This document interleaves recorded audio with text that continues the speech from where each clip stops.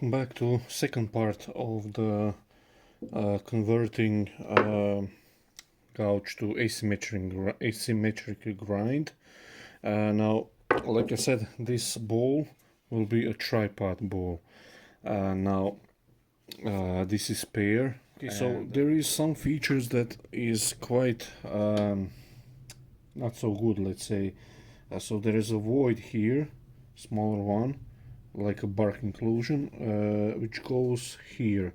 So probably when I start to shape the outside here, I'm going to expose some of it, but this will be probably more of a decorative ball than a more functional. There's a one here as well, as you can see.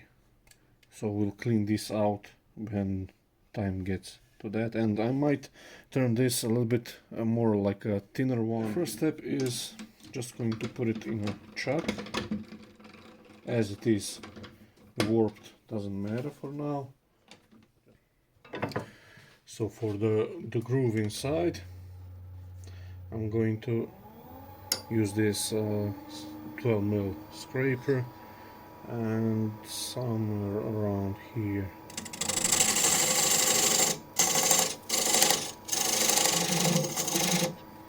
So that should be enough, and I want to throw up the rim here. And for that I'll use this newly sharpened asymmetric grind.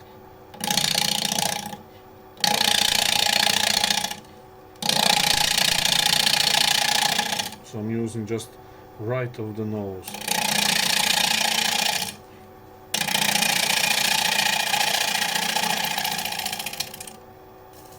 A little bit more.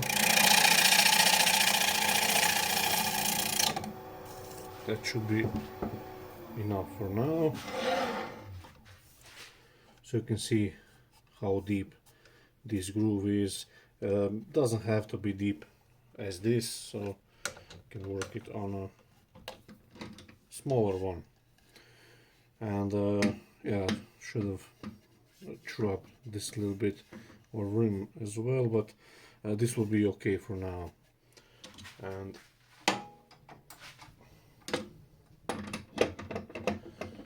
now I can use my new chuck key with the ball here on the bottom, so I can pivot it out and expand the jaws. You can feel it once it's seated, and then expand it. Throw up the foot here.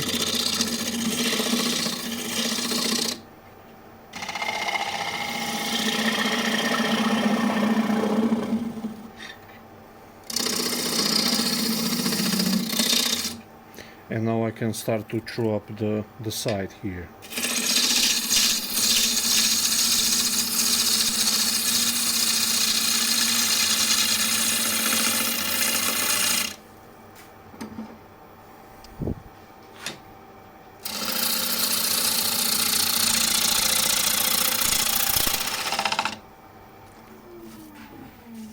Let's see what we have.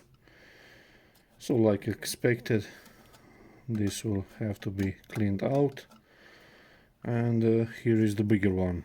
Now I want to make a nice shear cut from here. Now I can actually increase the speed a bit. So this is now running at 1150, and I'll be using just right to the nose.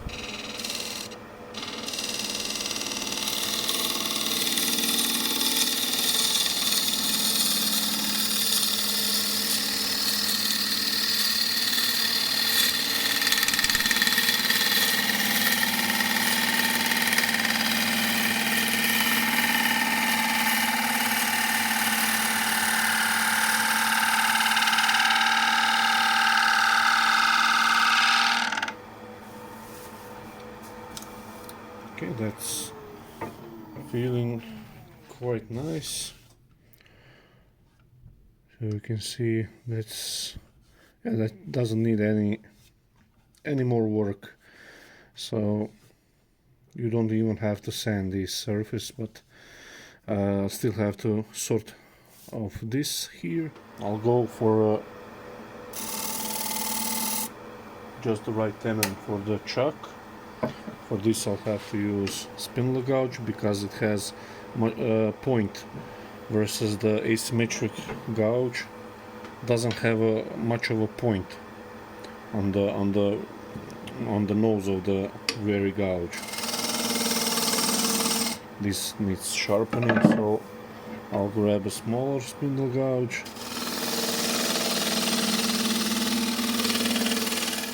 Just use a scraper a little bit here. Just to blend.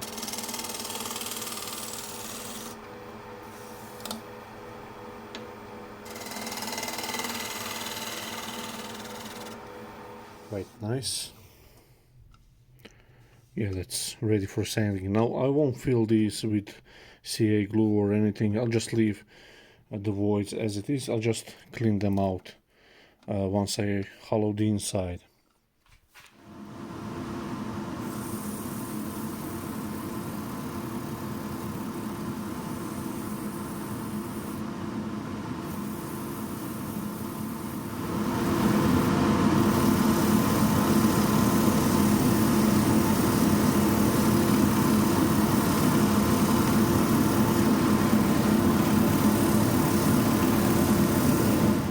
It's all now sanded.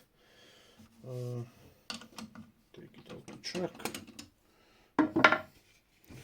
and we'll hollow it. Like I said, I would like to get this one a little bit thinner.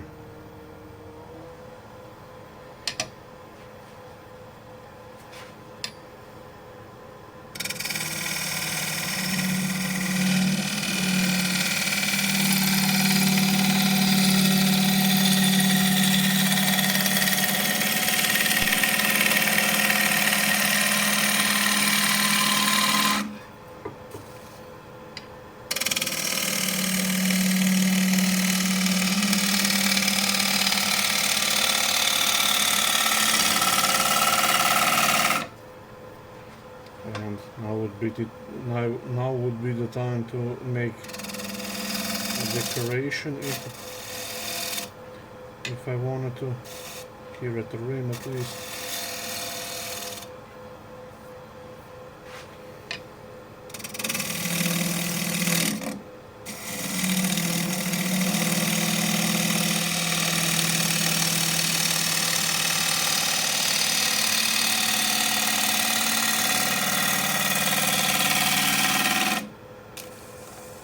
Okay, we'll take one more pass.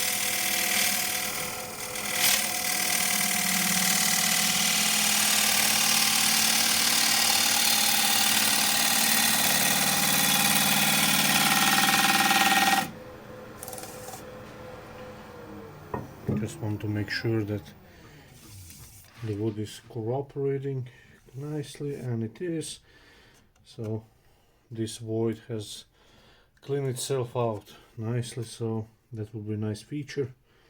And yeah, this is all even thickness, and now I can continue on. But before that, I'll actually check where I am in terms of depth. So 65 mil.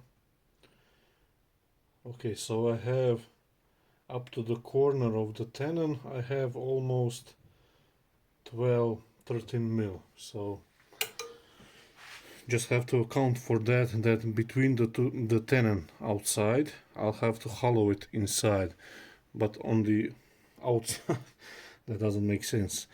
So my tenon is, let's say, somewhere around here, and we need, for the feet, we need some thickness, and all of this from the outside, from the bottom, will be hollowed slightly, so I don't have a ton of wood to go beneath here. So we'll continue on.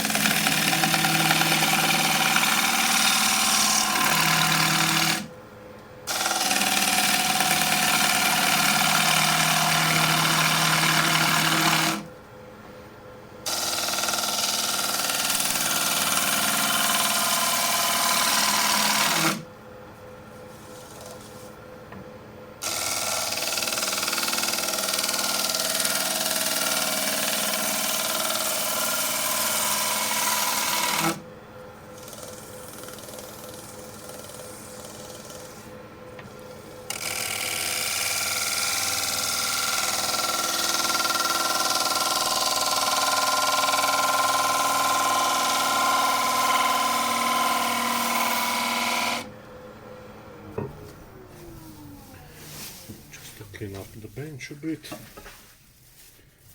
Okay, so that's quite nice. Again, pretty much even surface. And now I can just, from this point, go about 5-6 mil beneath this point, just connect the curve. I bring in tool rest a bit.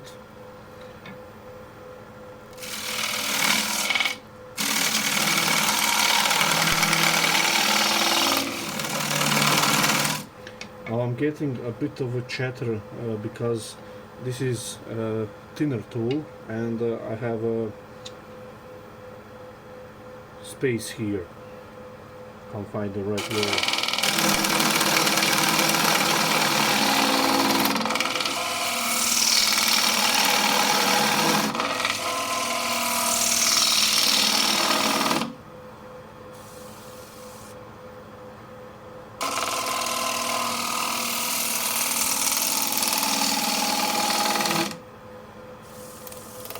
Now for the scraper, now this is far too big.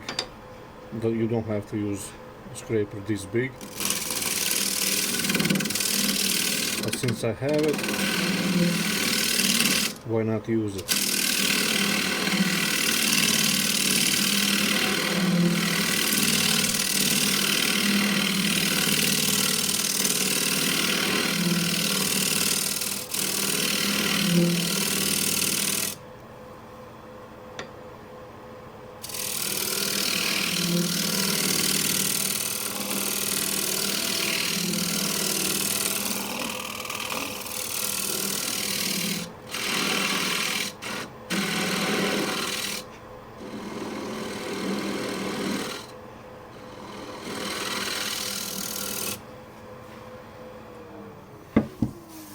Okay, so there's a little hump in the middle.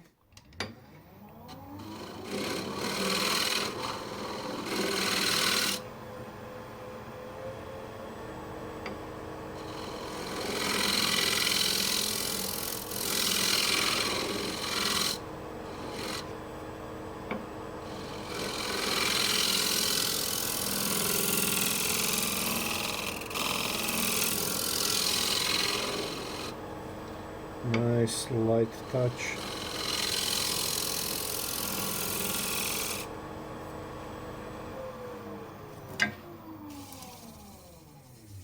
So the curve is quite nice and the surface is sandable. So that's the next step.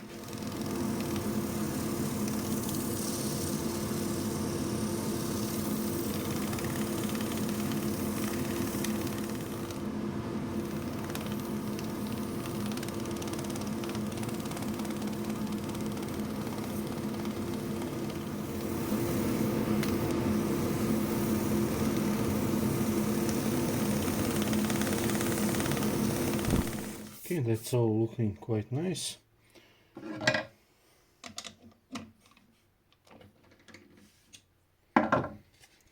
Now for the second step. So if I grab the ball and place it here,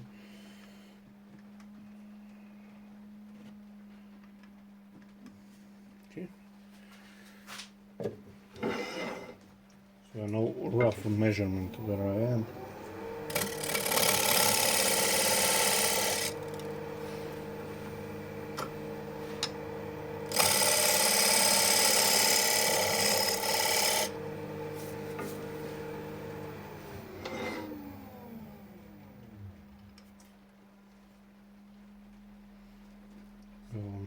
Still small here.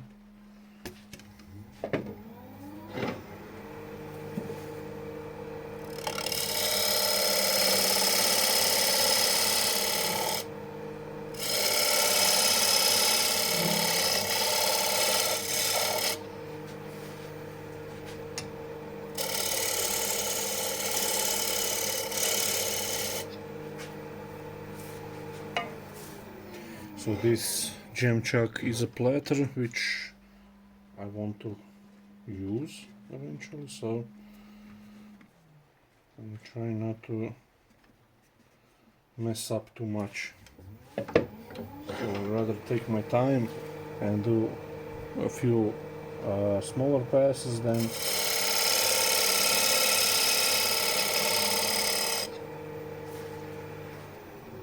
one big. Okay, this is really close. Actually, that's it. The ball has gone slightly other around, so yeah, that's pretty good.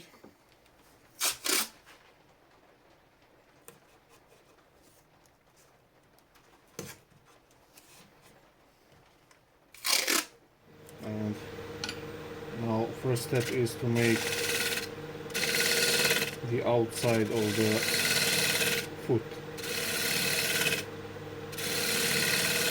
Maybe you can see a little line, so I want to get rid of that.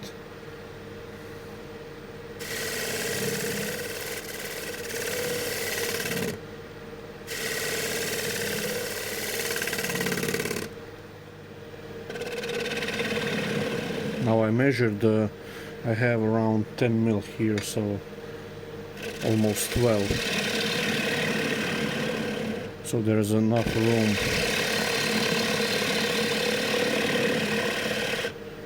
Just taking light cuts.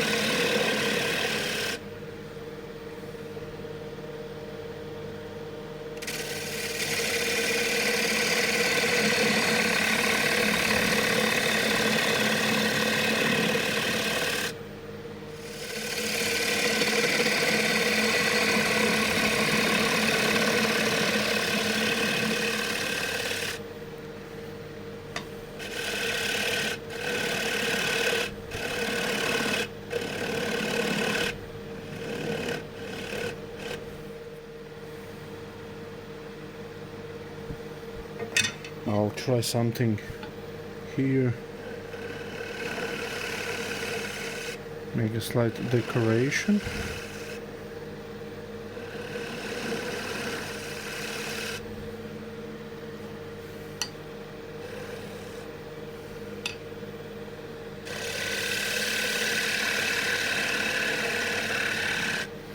I'll see if I can keep that in the middle.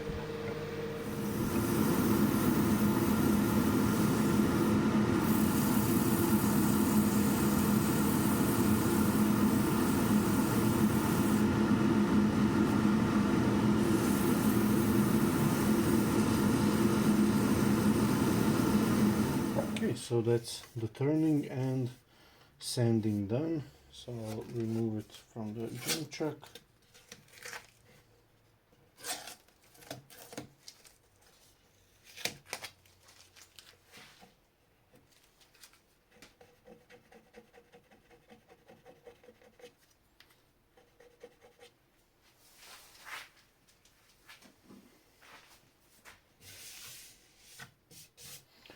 And to take it off, you just get something heavy and there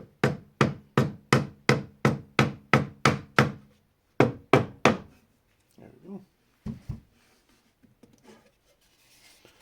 Okay, so that's a nice foot by itself. So I'll just mark the 3 points and we'll carve away. There are numerous ways you can find 3 points here. What I like to do is actually without too much measuring. So I put one leg where I want it to be, and that's in the center of the grain. The grain is running like this, so I want one leg here, and I do it by eye first. So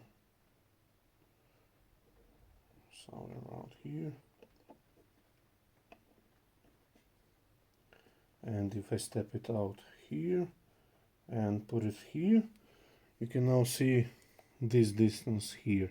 If I divide that into thirds, like so, all I have to do is go back one step, which is here, and expand the legs to one of those third marks, and that should be it, and it is. So this is my second leg, and third one is here.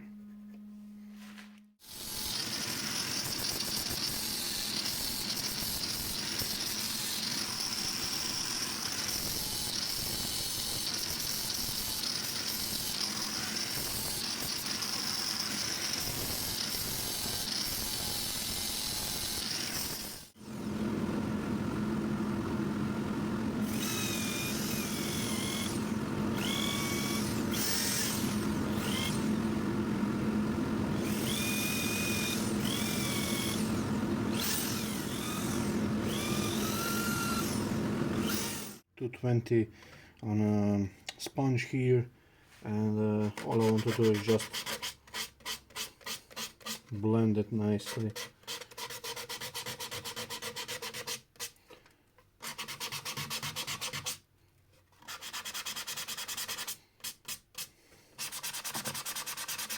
Now I go in all of the directions.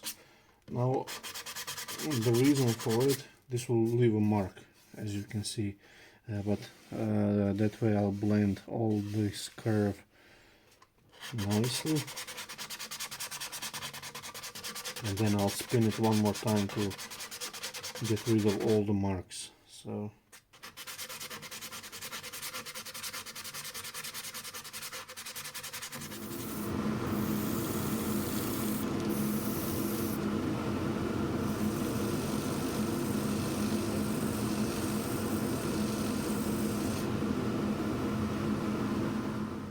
again, take it off, and just want to see if I need to level the foot.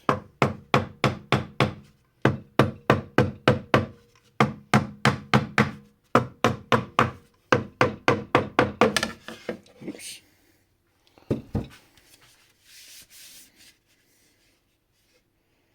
Yeah, all I have to do now is just sign it, oil it, and I will see you in a bit.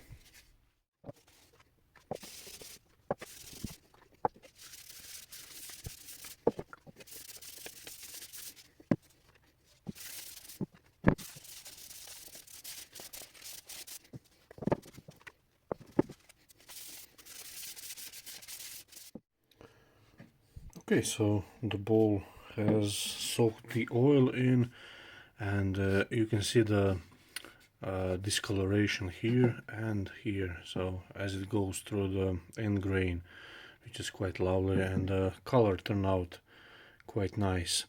And it's too bad for this bark inclusion. This one kind of looks cool, but it is what it is, and it was too bad to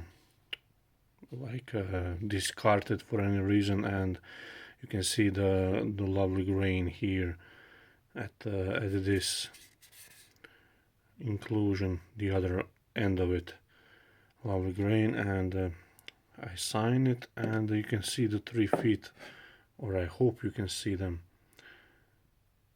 where the dust is. And if I place that on the, you see just a tiny bit of, here we go, you can now see all 3 of them. So not much to it, but kind of cool, and nice little project. And especially if you do this in green wood, so once it warps and everything, it will always stay stable. You don't have to flatten the base. So hope you liked it, and see you in the next video.